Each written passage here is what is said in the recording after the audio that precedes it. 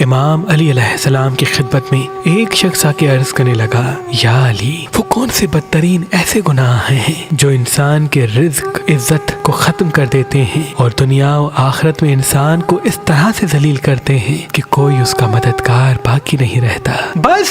جیسے ہی یہ پوچھا گیا تو امام علی علیہ السلام نے فرمایا، اے شخص، میں نے اللہ کے رسول سے سنا کہ 7 گناہ ایسے ہیں جو انسان کی دنیا و آخرت تباہ کر دیتے ہیں۔ اگر چاہتے ہو کہ اللہ کا خاص کرم تم پہ برقرار رہے تو کبھی بھی یہ 7 گناہ نہ کرنا۔ وہ عرض کرنے لگا، یا علی، وہ 7 گناہ کون سے ہیں؟ امام علی علیہ السلام نے فرمایا، پہلا گناہ اللہ کے ساتھ کسی کو شریک کرنا، دوسرا گناہ جادو کرنا، تیسرا کسی کو ناحق مارنا، چوتھا سود کھانا، پانچواں یتیم کا مال ہڑپ جانا، چھٹا میدان جہاد سے بھاگ جانا اور 7واں نیک عورت پہ تہمت لگانا۔